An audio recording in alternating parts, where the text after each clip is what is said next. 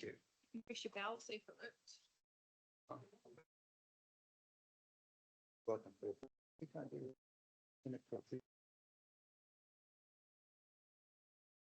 Good morning, everybody, and welcome to the Thames Community Board meeting.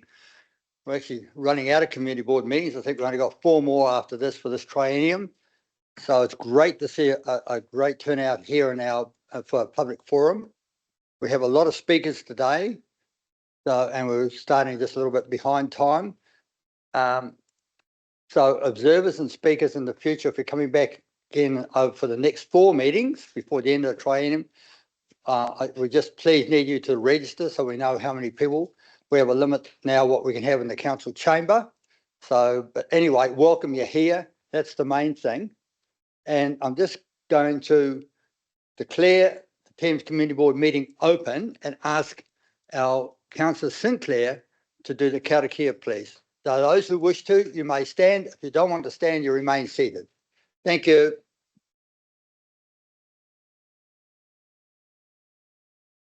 E ngā tohu o te rangi o te whenua. Hei ara taki e a mātou e ngā taki e whiriwhiri ai e tēnei wā. E raro anō e te aro a ranganui ki runga a hapapatu anuku e tā katoa nei. Whakamō ai ki a tina, homi e hui e tai ki e.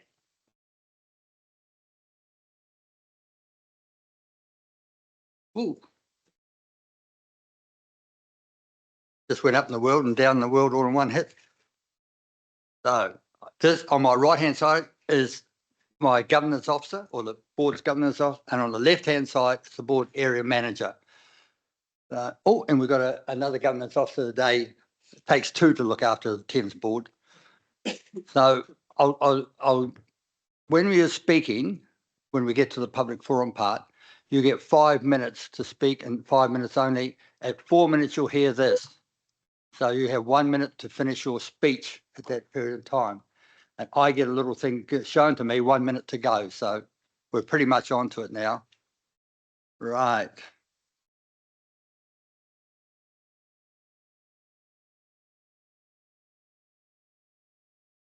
We don't have any apologies. No apologies. Okay, we'll go straight into 1.3, which is the public forum.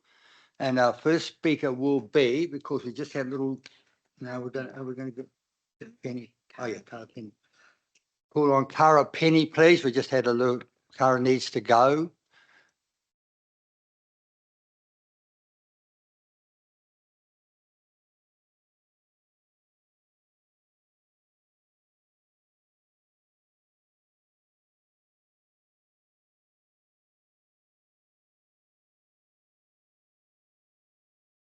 Mine's turned off. You must use the microphones when you're speaking because we have a Zoom situation and members of the public are out there listening. So please introduce yourself to us so we know and the public out there are listening. And then you got 5 minutes to speak. Thank you, Cara. Fine. I just didn't like my back to all those people. Cara Penny and Alfie Ans on behalf of Natural Burial Gardens in Omaha. The Natural Burial Garden was established at Omaha in 2017. There was a sign put up on the entrance to the garden at that time. The Natural Burial Group then approached Paula Carr at TCDC to have Gwyneth Wright's name added to the existing wooden sign, which mentioned that it was the Omaha Cemetery. Since then, we have designed a sign which includes both Gwyneth and Jeanette Fitzsimon's contribution to the garden. I sent a copy through. Did you see that? Good. I can read it if you want. It's quite a comprehensive sign. But I'm here today, we are, because Althea had a promise from Gwyneth that we could name the burial site after her, but only after her death. So we are asking today the original request to name the garden to be known as the Gwyneth M. Wright Memorial Garden to be added to the existing wooden sign on the right of the entrance. Did you have anything to add? No, other than the sign was made before Gwyneth died. And so we had to leave a space. And it was always the understanding that it would be, because I was the one who asked her, would you allow us, please, to name this burial site after you because it was all your idea. And she said, she was a very modest soul. She said, well, yes, all right, but not until after I'm dead. I said, okay, all right. So, of course, the sign was made and erected and we had to wait. So we left a space for her name. And that's all we're asking now, that it can be added at this stage as she has passed. Thank you very much. Before you go, there may be some questions from the board members. Just shrug your shoulders. Any board members have a question of them? No, no. Yes, Councillor Revel. Peter Revel. I do. This seems to be a very straightforward request. Has there been opposition to the idea or anything? No, go ahead. Well, we have a comprehensive sign, as you can see. I forwarded it to you. But because of the promise, we thought maybe we could have the name as well on the right-hand side, as well as probably this big sign on the left. There's no opposition to it. It's just a matter of getting approved. And I asked Paula what channels to go through to get that. And she said, go to the community board. Okay, thank you. And she was right. So we have delegated authorities over cemeteries and open spaces and things like that. So we don't make a decision right here now, but it'll go on to our action schedule for you. All right. Thank you very much, both of you. Thank you very much for the opportunity to be heard. It was great. And thank you for putting us first. No problems at all. Next one.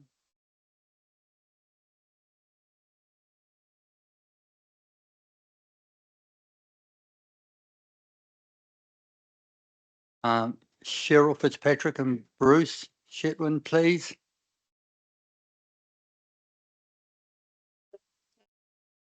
Your I'm Cheryl Fitzpatrick. This is my husband, Bruce Chetwin, and we're here to talk to you as landowners and ratepayers of the Thames Coromandel District. I just want to say thanks to the Community Board for giving us this time here today, and also thanks to the concerned citizens that are here today with us.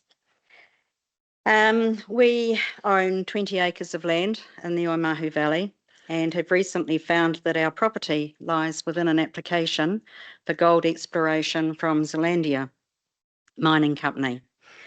Because of the fast track bill, we do not know a lot about this application and whether we will have any say about this.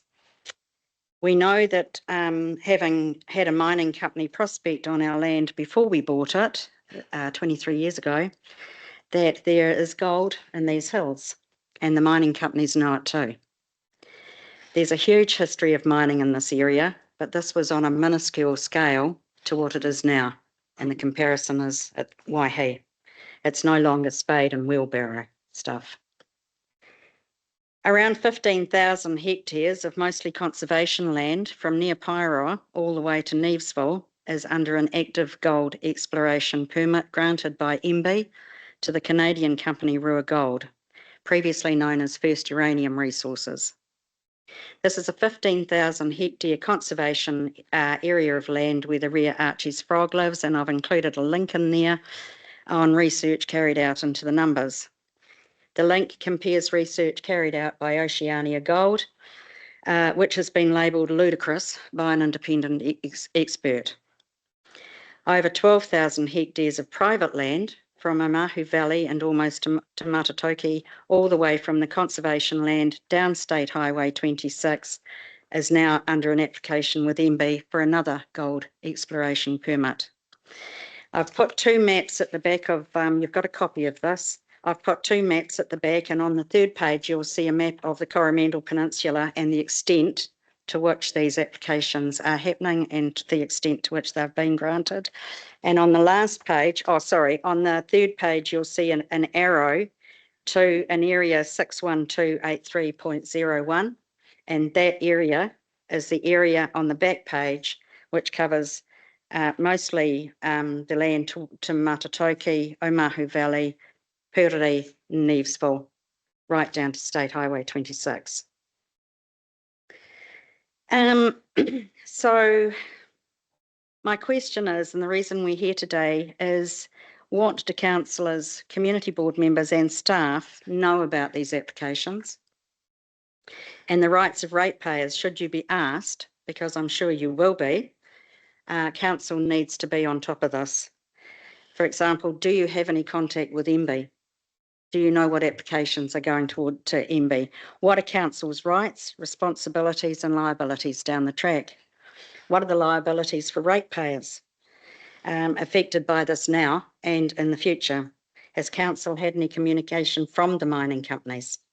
And how can council help us ratepayers?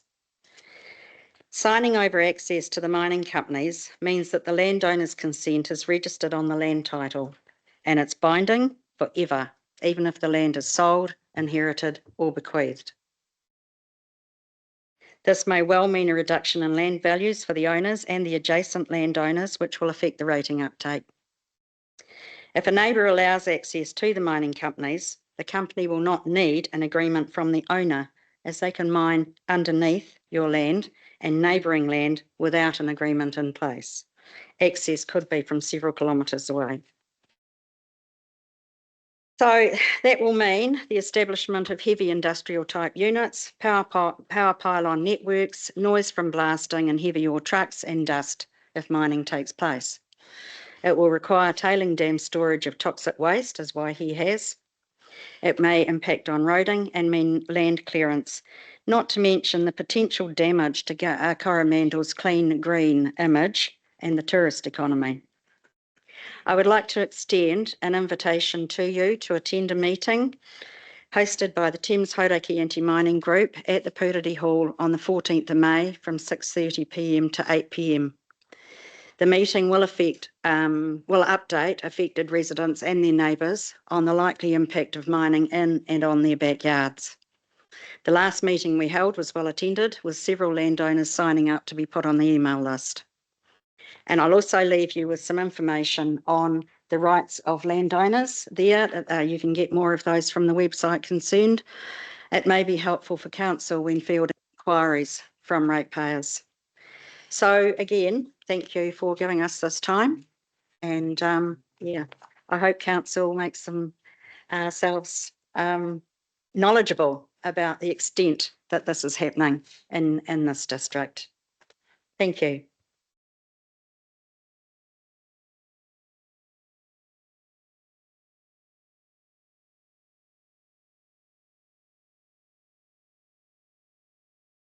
Any questions? Yes, Councillor Sinclair, followed by Councillor Rodley on that side, Councillor Rebel on the other side. Thank you, Cheryl and Bruce. You were quiet, but well, lots of questions, but I think I'll stick to the ones that are relevant in this forum.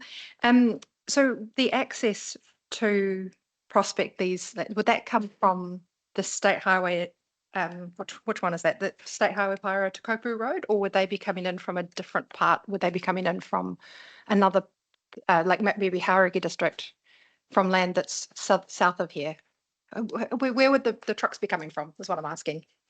Well, I guess if it gets to the stage that they wanted to actually mine, they would set up a mine head somewhere around the Purity, Mahu, Neesville area, and then create the mine head, and the trucks will be working there, and they'll be creating a tailings dam somewhere around that area.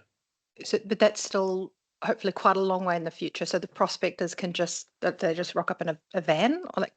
Yeah, well, I guess I can speak from some experience here, because I owned a property in the early 1990s in the Omahu Valley, and I'd only just bought the property, and about a month later had a mining company knocking on the door saying they had a exploration licence and they wanted to explore over a couple of the top paddocks on the property. At that stage, I had no idea of what our rights were or whatever. We didn't allow them on our property. They didn't force the issue. But what they did was the neighbour, as Cheryl mentioned in her delivery, the neighbours gave them access. So they set up a drilling rig on the boundary and drilled right under our place. They drilled about 5 holes over a period of about 4 or 5 months.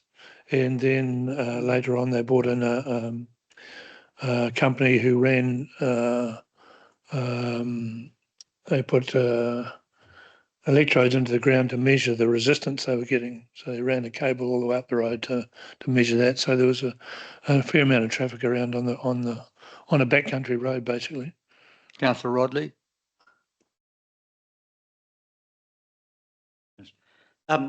So we have to be careful that we ask questions.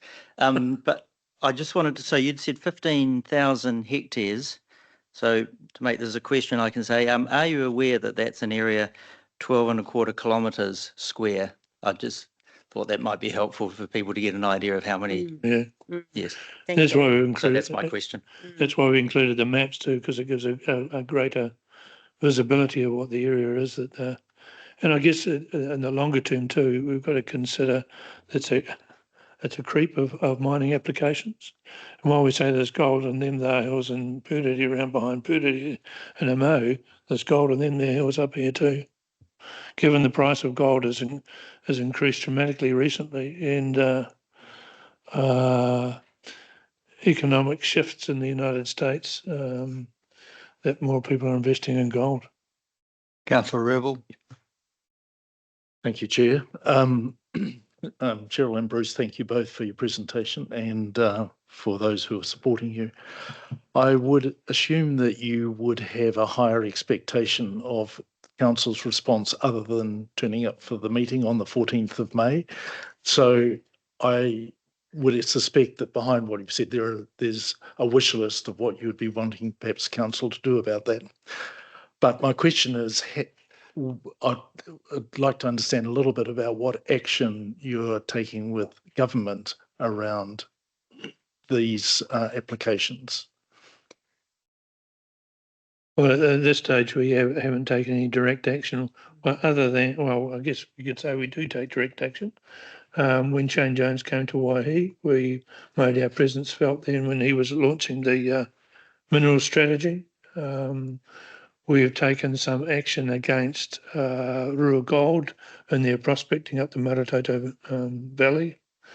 And we're working with the local community in Waihi, in Purity and Amahu and Neesville about a Lock the Gate campaign. Thank you. No further questions from the board?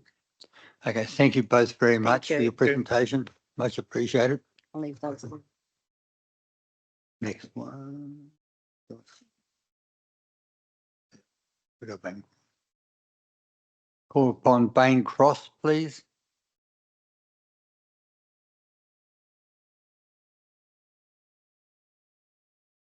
Welcome, Mr. Cross. I don't suppose you're any stranger to this room. No, I'm not. No, I was just thinking how long it was since I was in here Hasn't changed much. addressing a council. For those who don't know me, I'm Bain Cross, formerly senior planner here from 1983 to 19 something or other, 15 years anyway. And I'm here to talk about the Bella Street Pump House, which celebrates our mining history.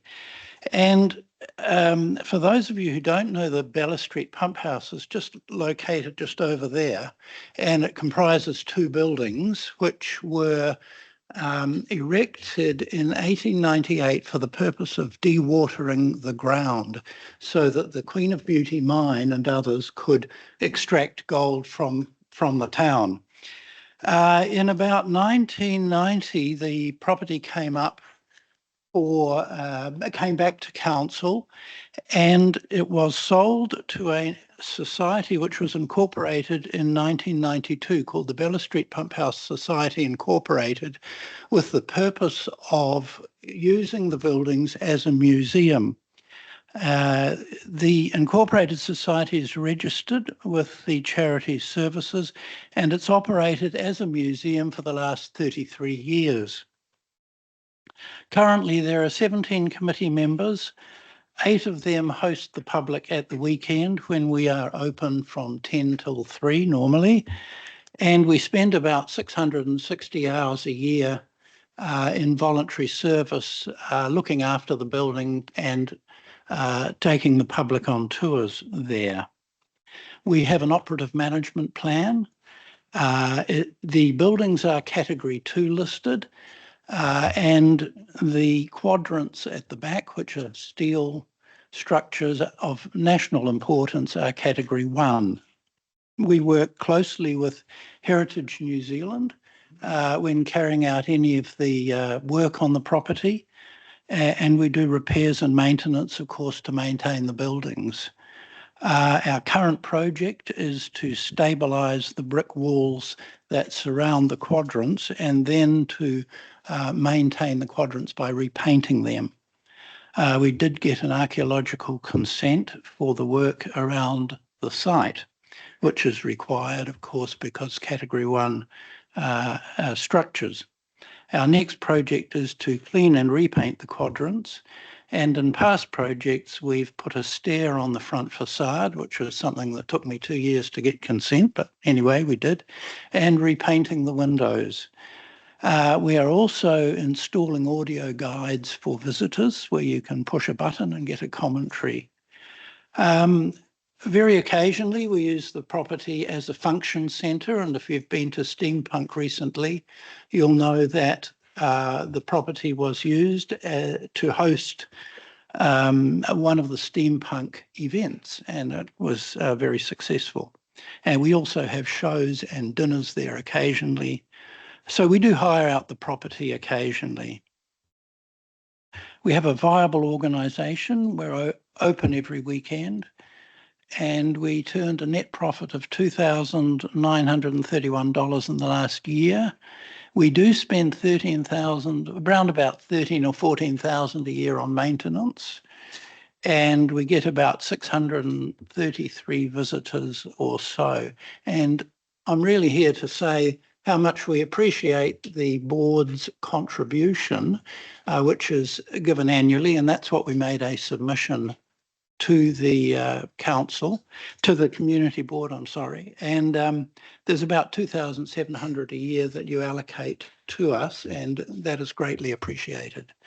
So I just thought I would turn up here and give you a bit of an idea of how we're going and what we're doing, and to say how much we appreciate your assistance. And that was about all. Cara Penny on my right, who you probably know, is our treasurer. I'm the secretary. I've been the secretary for the last 22 years, and I think I'm only the second secretary we've had. So, and you? And I'm the second treasurer. Second treasurer. Thank you, Mr. Cross.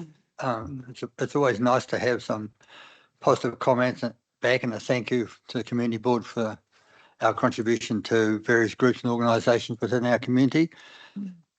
Does any board member have any questions of Mr. Cross? Or if you don't, I would invite you to come either visit us at the weekend or talk to one of your people here, and we'll organise a tour for you. I mean, it's a neat property. The building is as much the museum because it is a very striking building, particularly from the interior. And I'd welcome any of you to the property, and happy to give you a tour. thank you for that, Mr. Cross. This board is quite proactive, and we usually go around, depending on time, to various places after meetings. So we've been to the Mine Experience and other places, Gold Mine Experience and things like that. So yeah, we'll accept your offer. Great. For sure. It comes with a little caveat. Do we get afternoon tea, do we? No. Oh, no. All right. But thank you very much. Really appreciate you You're coming welcome. and talking to us. Thank you both. Thank you for your time. Thank you. Bye-bye. Our next speaker is Caroline McKenzie, please. You're on your own, Caroline, are I you? am on my own. Everybody else is Right. busy, apparently. I know we don't mind. It's just that your other microphone's on. You may get a crossfeed on your microphones. That's all. It's all right. I've just been advised by IT expert. It's okay. You can talk. So hello, everybody, and thank you for having me along here today. I'm representing Thames Museum Te Wharetaonga o Te Kawairanga. I'm going to start by speaking off topic because I'd like to share with you this photo of the ditch that's in Cochrane Street at the side of the museum. And you were contacted about this recently. And thank you, Deputy Chair Johnston, for your very comprehensive reply. And so I'll pass this around so that you can see that it's very difficult for people to park safely in that part of Cochrane Street. And we did recently have a car that was completely jammed there and unable to be rescued because there were cars parked in front and behind of it. Are there any questions about that before I go on? We'll swap chairs. So, Councillor Rodley? How many times have vehicles had that you can remember have vehicles had Just difficulty two there? in the last couple of months. Oh, right, okay. So, and also we often observe people parking and then trying to get out of their vehicles and being unable to on the passenger side because it's a steep drop down into the ditch. I have done that. Are you aware that I have done that myself? Good on you. Yeah, and especially if they're parked in a camper van, it's very hard for them to get out of it because they're up quite high. Okay, on that subject about that drain, of course, it's right outside the museum and it's a heritage drain as such. So those are the original drains they did. And I gave it some thought, but unfortunately, apparently, who gave you the reply back about the drain from here? Deputy Chair Johnston. Oh. One would never know what the Deputy Chair would have said to you, but anyway, what I was thinking, we should look at an open grate system to go across the top of that so we preserve the drain for future generations so they can see what it's like. If we had an open mesh grate there, would it solve your problem? Yes, it would. And it'd be a lot cheaper than filling in the drain in and putting pipes down there and manholes. That's also a good reply. So you'll pass that on to council or we'll put it on our action schedule and our area manager will write that down for action schedule and it will come up at our briefing meetings. Thank you. Guaranteed. Promise you. Fine. As it's election year. Thank you very much. So the other reason I'm here is to tell you that we are having some events coming up at the museum in the next couple of months.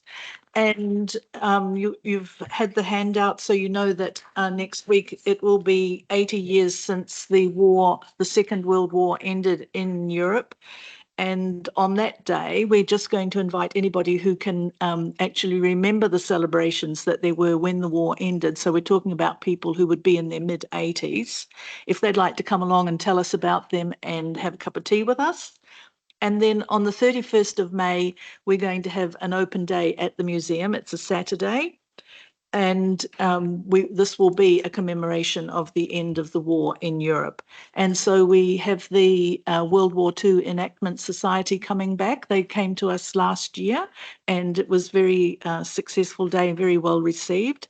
They're coming back, some of the people who came before, some of their units that came before, like the Home Guard and the 21st Battalion, but also this time we're very excited to have the Long Range Desert Group, and one of their people will be speaking. He's an authority on the topic of the Long Range Desert Group, and he will speak about local people who were involved with that group and some of their achievements and some books that he has written on the topic. And of course, it will be a day when we will also have a commemorative ceremony with the raising and lowering of the flag and the speeches and so on.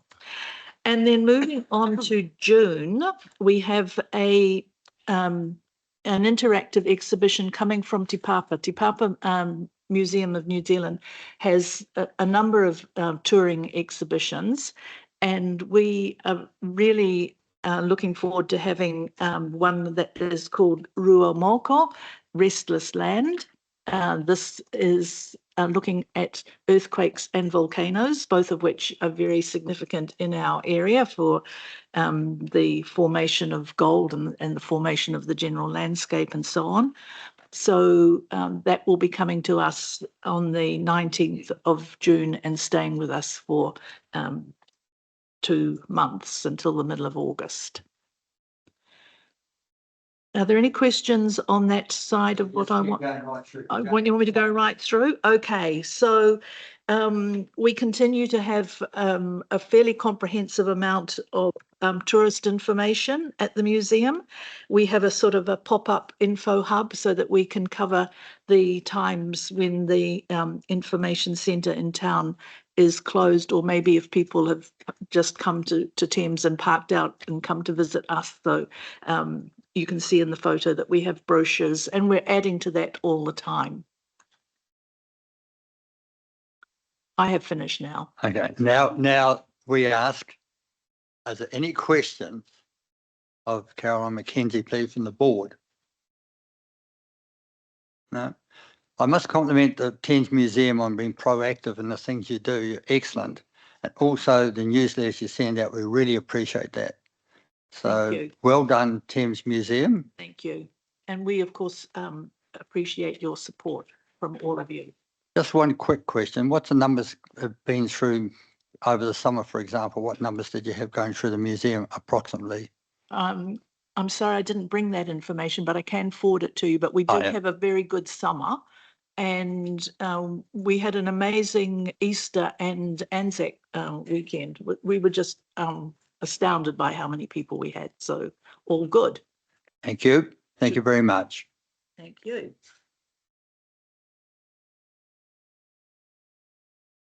Okay. Our next speakers today is the acting chair, Michael Barlow, for the TBA, and well, that's all we've got. Oh, plus Sue. Yep. Plus Sue, the CE of Sue Lewis O'Halloran, CE of the TBA. Welcome, both of you. Is that? Yeah, I didn't see that in a. As I don't get 5 bullet things anymore, we don't know what happened down there.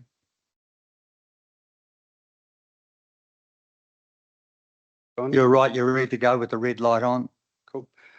Ngā puki ki haura ki ka tarahu, e mihi ana ki te whenua, e tangi ana ki te tangata. Ko moi hau ki waho, ko te aroha ki uta. Ti kapa te mo ana ngā te maruti iwi haura ki te whenua, ko maru tuahu te tangata. Ti hei mauri ora. Councillors, Community Board members, council staff and guests. Morena koutou katoa. Ko Michael Barlow aho.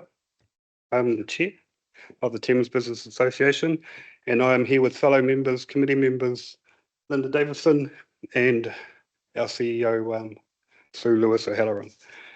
We've just got a couple of points to go through, and we've timed it to about 4 minutes and 37 seconds. So hopefully we can stick to that.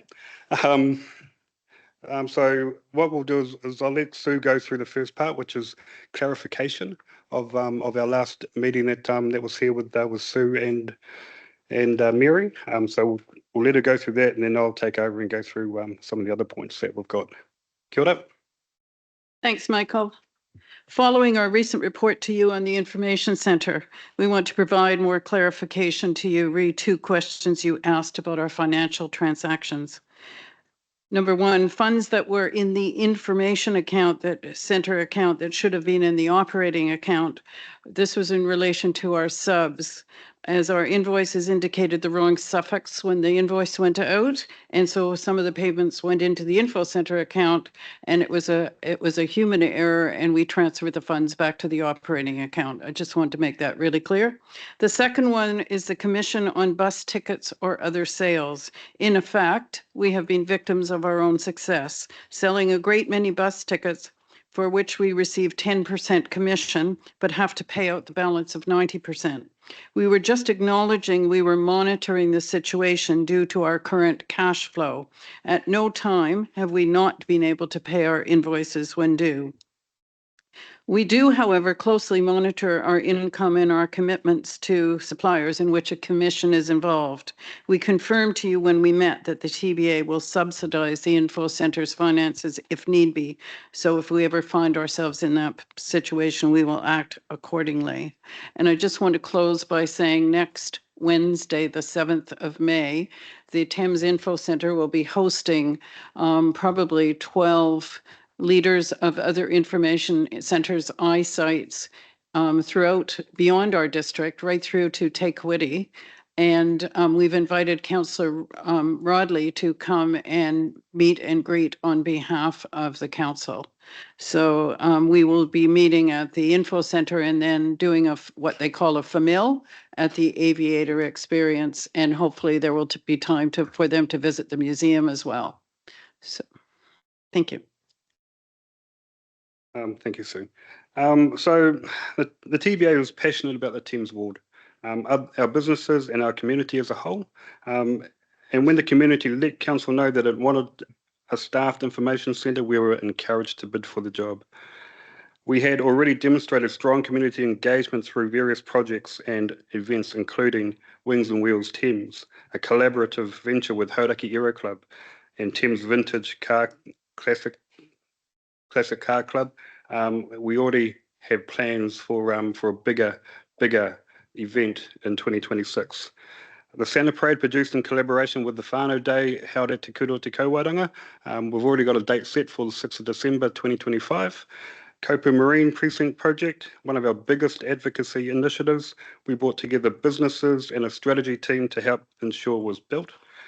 Porritt Park Project, the TBA helped raise $139,000 in cash and helped bring in another $309,000 in kind for Destination Playground at a total of $447,000.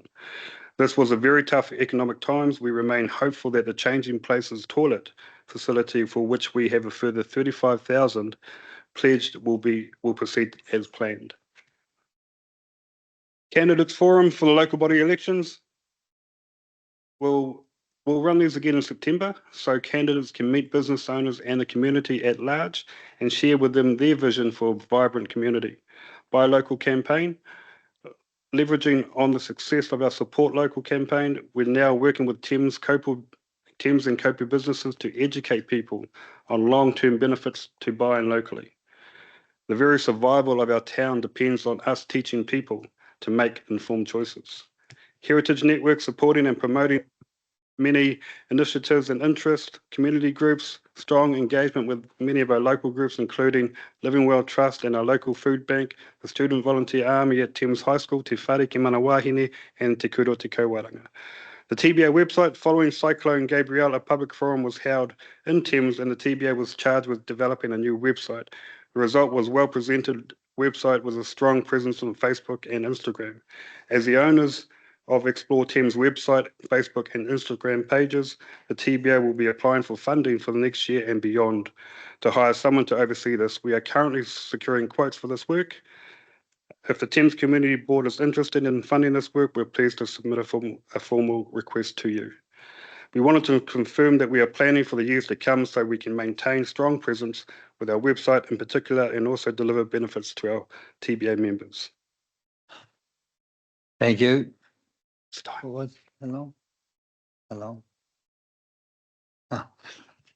It's almost 37.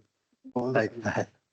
So we'll any questions from board members? So yeah, board member Rakwa. Good morning, TBA team. Good to see you. Just a small question. Who owned the website called Explore Thames? The Thames Business Association. Okay, and who responsible to update contents or whatever? Thames Business Association. Thank you. Any questions?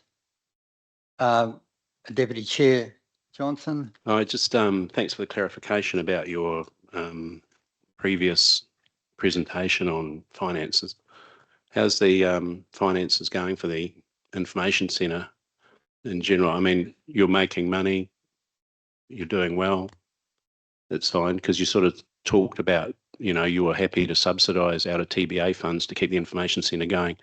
I didn't say we were happy. We will do it if we have to, because we want to keep the information centre running, and we've put things in place for both the centre and the TBA to survive for the long term. Yeah. So and we sent a confirmation letter to Mitch King at his request by, what was it, a week and a half ago, that Yeah. we would adhere to certain processes, and we've done that. Right, to satisfy the KPIs that you signed up to. Right, so there's nothing, so everything's going fine at the moment. There's no shortfall or, you know, Well, it's always going to be a challenge, Rob, because you know that we had some capital costs that we didn't anticipate. So we're always going to be working extra hard, and we're just waiting for some grants to come in, but we're tracking okay for now. Michael? Yeah, so just on that, so we did send out an email. We did get a response, and we have responded with regards to where we're currently sitting. So we are currently sitting in a nice space. We do have something that's fallen upon us, so we can't talk to that at this stage. But we are currently sorry, you had some, what was that? we've had something positive that's fallen on us, but we can't talk to it at this stage. Right. But we are currently within the agreement that we have with council. Right, okay. Yeah, so for a short period, so some hours have dropped back, you know, based on sort of weather and things at the moment, but you're still satisfying those KPI. Yes, we're still Yeah. satisfying those Okay. KPIs. Right, thanks. Thank you, Deputy Chair. Anybody, any questions? I just would like to comment or ask you straight. When you sat here before in front of us with your report about the TBA, you sat right in the middle there and you said that you were having difficulty in finding finance to pay for intercity bus tickets. No, we didn't say that. We said we were concerned about our cash flow because of the commission structure, but we've addressed that. I don't Adrian. know if it's as elaborate as that. It came out that you're concerned about paying for intercity bus tickets. So it's what struck a chord to me. Are you in a position to pay those tickets to intercity?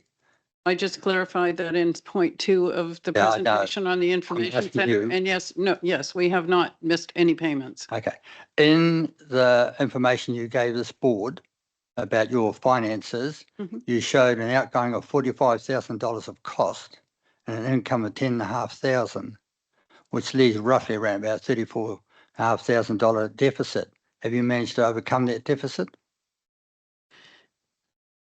We'll still have a deficit, Adrian, Mr. Chair. However, we are managing it. And as Michael alluded to, we've had some private support put in place. So that's why we're able to come and speak to you today. Okay. The last question, what is your current membership, please, for the TBA? It's over 200. It's 200 approximately and 250. We unfortunately have lost you and Rob as members, so that has been disappointing. that would make a huge difference, I'm sure. Well, it would make almost a $500 difference, so yes, it would. So our numbers are currently at 250 plus. Are you saying that there's only 2 members who haven't paid? No, it's not a case of not paying. You're no longer members. Are There's a you big saying there's only difference. 2 people who have not paid their subs? No, Mr. Chair. No, well then don't pick on the 2 members here either. no, I wasn't. There's a totally different issue. So as Sue had mentioned, there's about 250 members that are currently members of the Thames Business Association. There are a number of members that are still yet to pay, which we are following up with. So we'll do that as required. Thank you, Mr. Chair. Appreciate the comment. Councillor Rebel? I know I'm only allowed to ask questions. So, Michael, are you okay if I say thank you for taking on the job of chair of the TBA? It has, from its inception in what it was about 2018 or whatever, the fact that it's been powering along, and it needs people to be willing to take on the role that you're taking on. I commend you and thank you for that. And I know from past history that you and Sue work well together. So I would like permission to express that thanks and commendation. Thank you. That sense of a raft of. I just remind members that you're actually asking questions, not making speeches. So, Board Member Rakwa. Thank you, Chair. I've been reading your 5 bullet Friday, which is quite impressive. Is getting more and more improvement. So well done. Thank you. Oh, what was the question? I missed it. Deputy Chair, have you a question? I do. Thank But you. I just thought I'd just yeah, this is something about that I noticed. So you said in your Michael, in your opening thing, that the TBA is supportive of businesses and the community as a whole. Are you aware that there's a sort of a general feeling out in the community that when people want assistance from the TBA, that it's often sort of conveyed to them that if they're not a member of the TBA, they don't sort of get support. So that's, I mean, and that's, I'm saying I get reports from people that say we're not, you know, we have to ask to be a member, or, you know, and I've had with the CE myself conversations where, you know, non-business members of the TBA aren't really. Yep. So just on that one there, with regards to businesses and non-businesses that are members, we do take preference over members. Yeah, as you would. But if there are businesses that do need a hand, we do reach out. We do advocate for a number of people and businesses in the community. So our aim is to get people signed up. However, if they don't sign up, then we do work with them as soon as we've dealt with those that are members. So our preference is members, and then we have worked with some that are not members. I understand. Yeah, okay, and that sounds it's all reasonable. Yep. I just wondered if you were aware of the perception, though. That no, I'm not aware of the perception. Yeah, so if that's a perception that's out there, then it's something that we need to change as a committee. Okay, thanks. Any further questions regarding that? Just one thing, Chair Michael. Have you given any thought to having a targeted rate for the business association? And if so, will you be prepared to put forward a case for the long-term plan, not going forward, which is 2027, I think it is? Through the chair, yes, we have. We are currently looking at that, and how that may look. We're still working on that. I know at the start of the TBA, we're a big fan of it. So we want to try and get back to something like that, a targeted rate for businesses throughout the ward. Yeah, I mean, I'm absolutely 100% behind the targeted rate for business associations. Absolutely. Okay, thank you both very much. Really appreciate you coming in.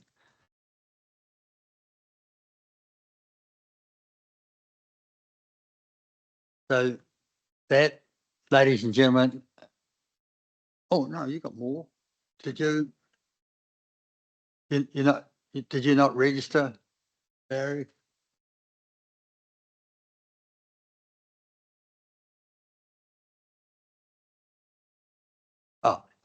Here we'll go. So, okay, so you got 1 and you got Warwick 2 is there. 1, 2, that's it, who are registered. Right, Barry. So we're over time, so you're here at the chair's discretion, and I'm getting the message from my governance officer. So keep it under 5, please.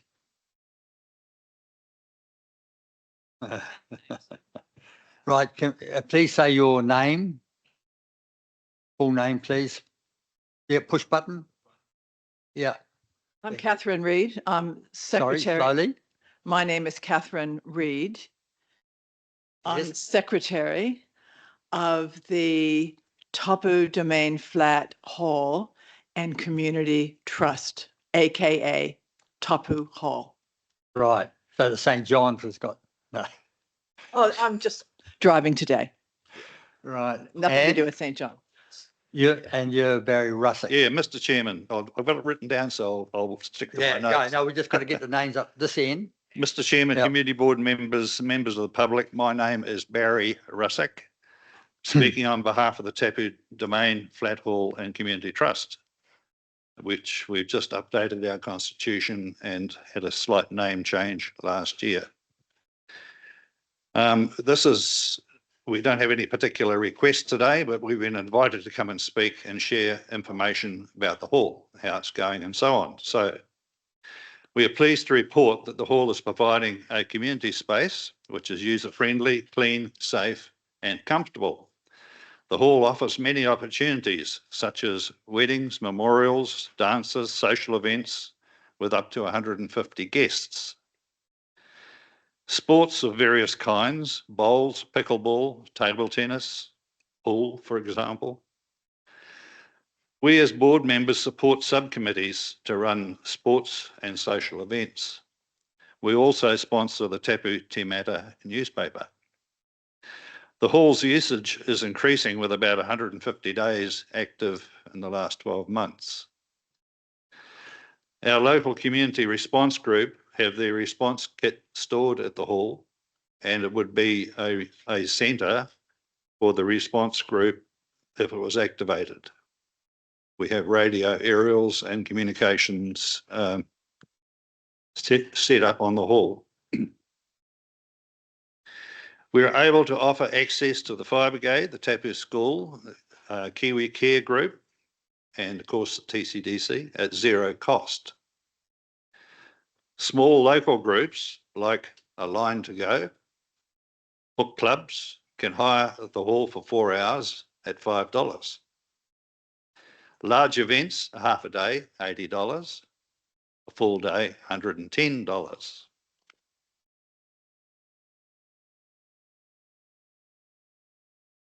The condition of the hall and the affordable rentals are made possible due to our special funding arrangement with the TCDC. We receive about $12,600 as an annual grant, which is inflation adjusted every year.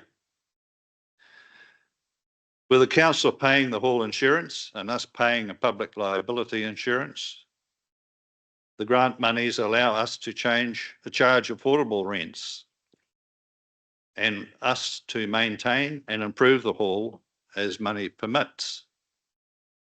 For example, we have in the last 20 years, we've painted the roof, the interior of the hall, the exterior of the hall entirely. We've put acoustic paneling. We've purchased commercial dishwasher, microwave. We've done new aluminium windows throughout the hall. All the lights have been changed to LEDs. We have a commercial wetback, a $26,000 upgrade of the ladies' toilet, upgrade of septic tank soakage drains, new polythene on the floors, polyurethane on the floors, 120 square metres of new concrete at the front of the hall, sound system, mowers, and many smaller expenditures. All of this above was managed by the trustees with no further funding asked for. It did require a considerable local voluntary input of time. We estimate for every dollar that we have spent, we have probably created another dollar value on the job. The foundation of the special funding arrangement we call the Tapu story was finally acknowledged by the TCDC 20 years ago as relevant to our funding level, and only after we put our case to the community board members who then supported our case. We may need your support in the future. We have a very comprehensive development plan for the interior of the hall going forward, requiring more funds than we can afford.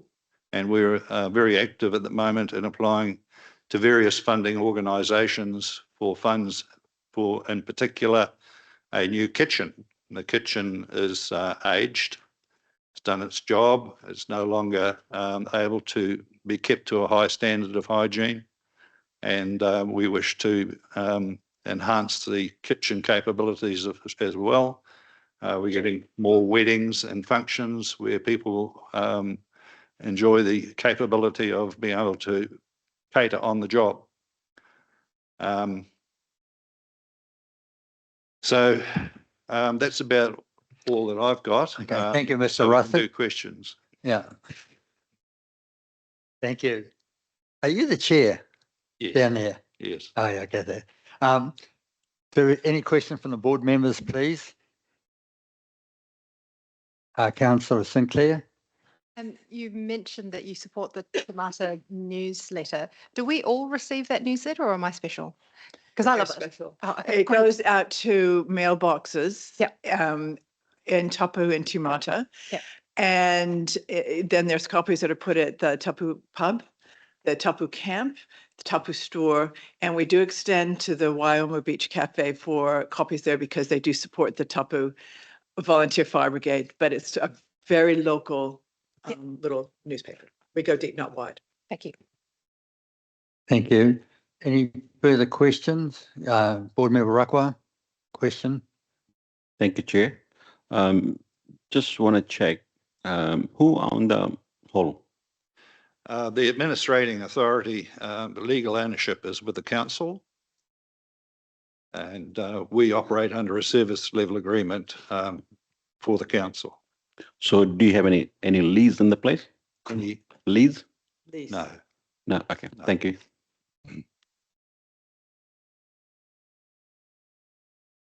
Okay. Do you have some sort of symbiosis with the campground, and do you get money from the campground towards help with the hall, or? That is why our level of funding is where it is, because the association with the campground has been acknowledged by the community board way back, and the way we see it locally is that we get about 50% of the lease money from the hall, which enables the council.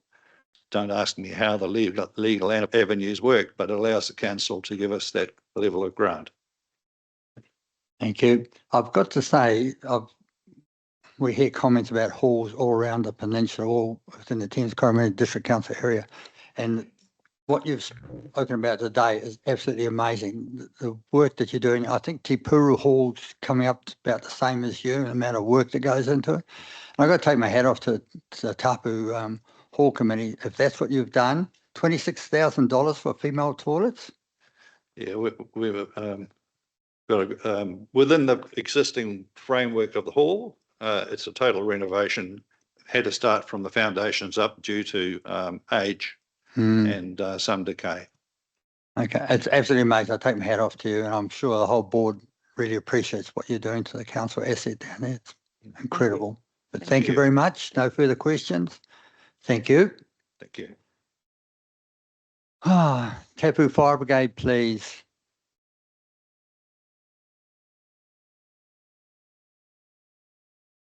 Take one of the seats that's got the microphone going, and you'll be right.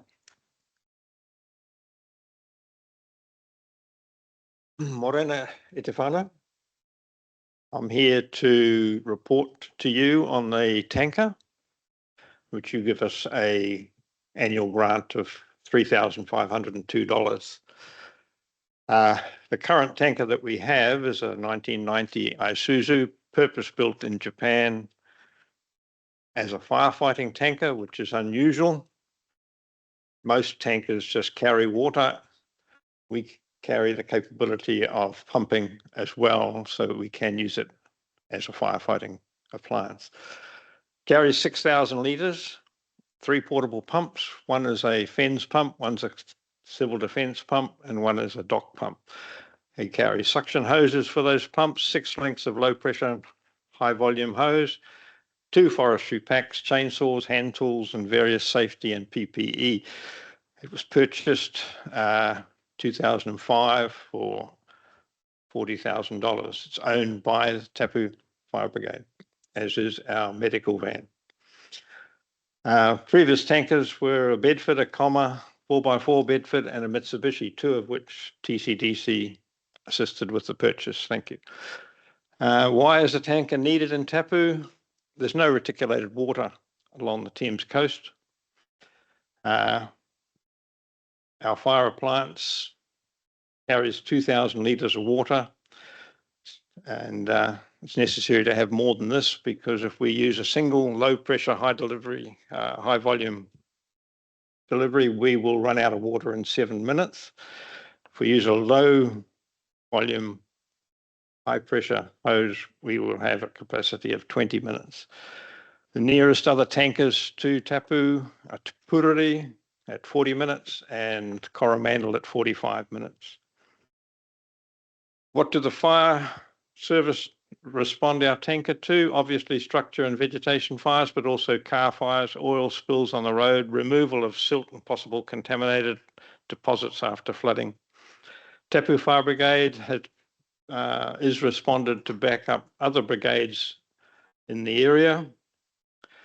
And in my time there, we've been called north of Colville, Whitianga, Coromandel, Te Kuma, the 309 Road, Tairua, Cooks Beach, Hahei, Hotwater Beach, Hikawai, Kopu, and out onto the plains. All of these incidents were non-reticulated areas, and our assistance was requested. If you have an idea of what happens, to give you an idea of what happens at one of these greater alarms, the first arriving tanker attaches a feeder to the appliance, which is in most need of water and already in attendance. Subsequent arriving tankers will set up portable pumps and the water can be accessed at nearby streams. Tankers will rotate around, keeping the appliances supplied with water. At a large fire like the Kopu recycling or the Coma Road vegetation fire, firefighting is taking place at various locations around the perimeter.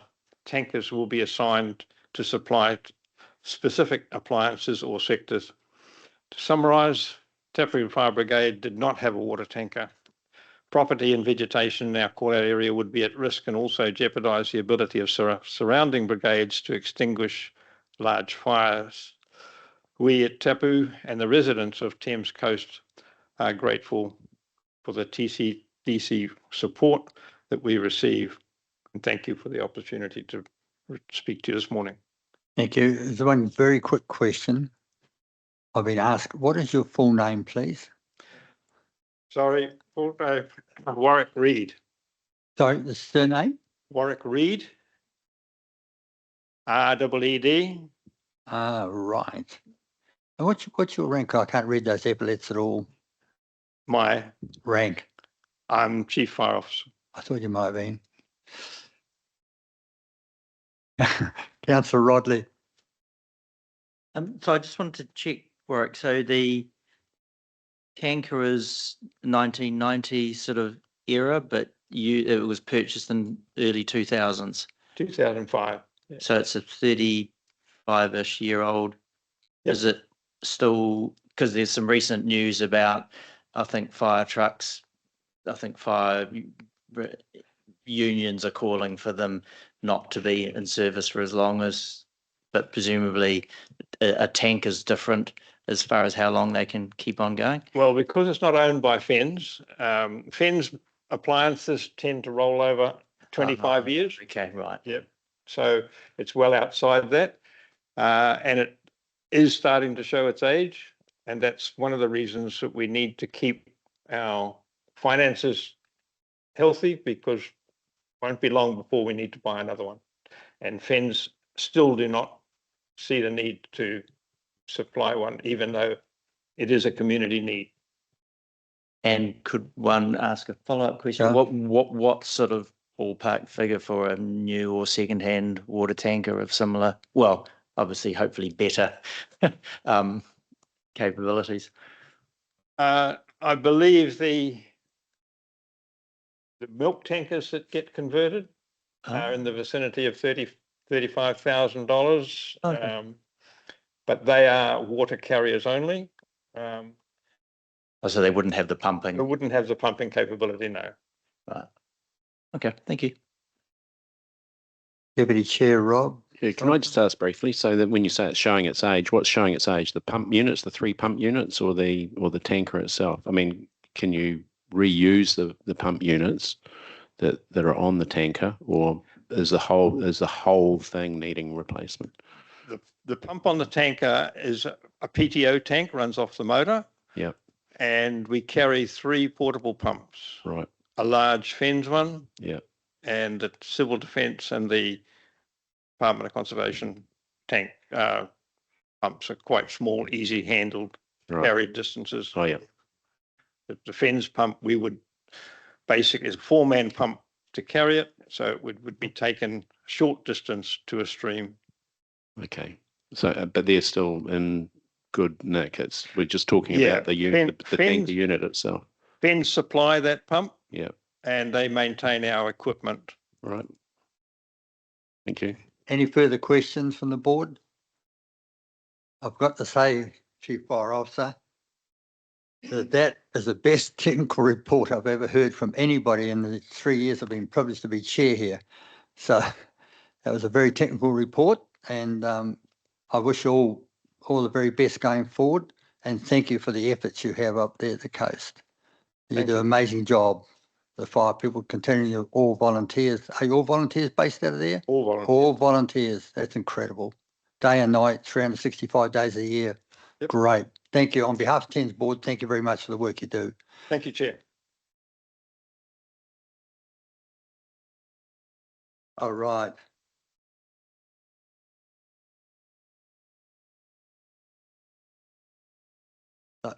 That's the end of the public forum. If you all wish to stay or go, it's up to you.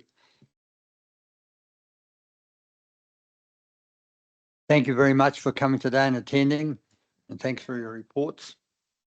And you're going to see. No.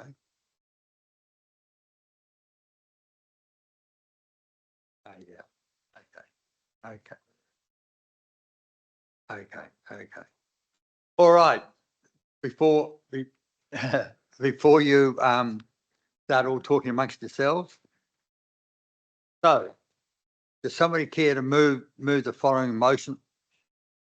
Oh yeah, move the following motion that the board receives the speakers in the public forum. Do we have a mover? That's Councillor Rodley, seconded by Board Member Rakwa. All those in favour, please say aye. Those against, declared carried. So items not on the agenda. We have one late item that's not on the agenda. And I'll quickly read it. I'll quickly read out the go. Yeah, go. We'll mark down your time. It's out of the room. So in front of you got 2.1, late item. Everybody in front of you, 2.1. So very quickly we'll go through that. The Thames Community Board receives a draft 25-26 annual. Oh, isn't it? Oh, I was just going to move it and take it. It's granted red. Oh, God. Get it on the agenda. Oh, my God. We've got to get on the agenda. All right. Somebody care to move that this late item go into the agenda, please? I'll move it. My name's on it. Seconded by Board Member Rakwa. All in favour, please say aye. Declared carried. Now we're going to shoot down to recommendations 3. And I'm going to take it as being read, recommendation 3. Has anybody got any comments? You're moving it? No, I just have a quick question because we already in our agenda have an item 2.1. So what happens? So everything was, thank you. Yeah. You're going to move it, Councillor Rodley? Oh, yeah. Go. The reason why it's here, this came up, and the reason why it's sitting on as a late item on our agenda is that the council meeting, which is going to hear this, is the 5th of May. Does that answer your question?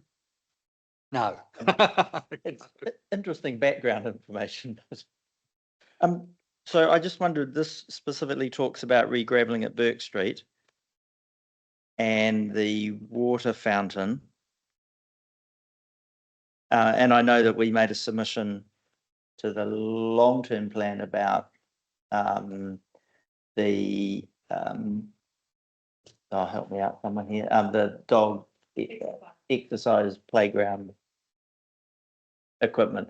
So would it make any sense to add that on there, or is that being addressed in a different, this might be a question for Okay. Rose or? Well, no, I got an answer for you. Thank you. So basically, we had 3 or 4 discussions with our area manager about this, with the deputy chair and myself around about this. One of the things that we were looking for was spending some money on it, and we were advised that if we want to spend money on it, then we had to go back and look what we're going to drop off the list of things that we already had on the annual plan. And I couldn't think of anything else that we would drop off to accommodate this. But a short, quick answer to your thing, that this council has just appointed an open spaces manager who will be in charge of this. And I had a quick conversation with him the other day with regards to the equipment sitting in the shed, which has been there for over 2 years now, and said, in my humble opinion, we need to do remedial work or repairs to the park before we start putting new equipment in. So any money that they've scraped together, they're going to dig the drains out in the next couple of weeks and try and get the water supply, which has been relocated to another place, to come down the back of the Croquet Club and into there, because that's one thing that people ask for all the time is water for their dogs. Right. So getting the drainage sorted out. Getting the before we drainage is put critical. equipment on, which is just gonna take- Absolutely. So we dropped Okay. some of those things off.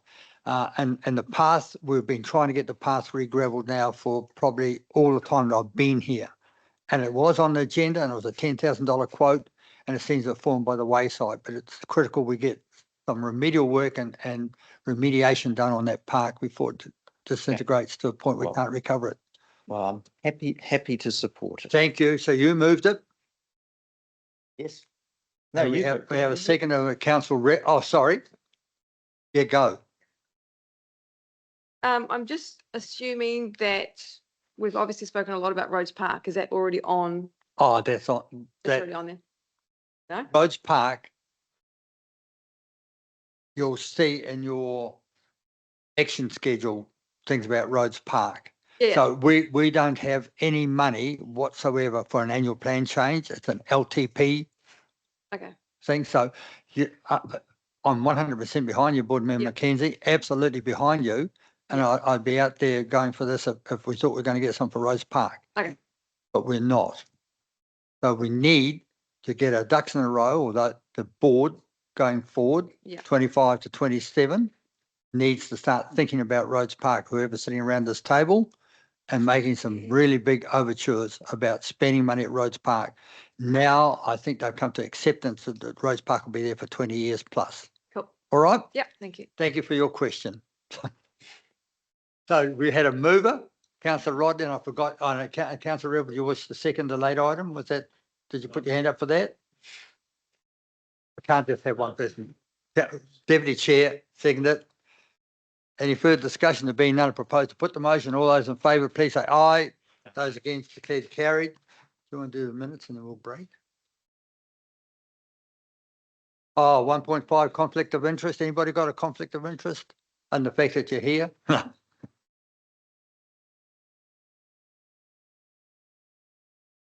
Right, minutes for confirmation. We'll do that and then we'll have a break, shall we? I know, we ran over time. All in the back of my mind the whole time was Councillor Sinclair wants to get out of this room. So in front of you, you've got the minutes for confirmation. We only confirm that they're true and correct record of proceedings. That's all we do. Unless, not debating. Unless we have an item in there which is incorrect or not right, then we can make corrections, but we can't ask questions regarding the minutes. All right. So somebody care to move that the Thames Community Board minutes confirms the 19th of March 2025 minutes of true and correct record of the proceedings. So we have Happy to move. Moved by Councillor Rebel. Do we have a seconder, please? Board Member Mackenzie. There's no items in there which you feel are incorrect or a mistake or anything. In that case, I propose to put the motion. All those in favour, please say aye. Those against, declared carried. So we'll adjourn the Thames Community Board meeting at 11:20 for 15 minutes. 11:35 for those who wish to go to Wharipaku, have a coffee or whatever. Oh, do you want to say something? The mere fact that you stood up.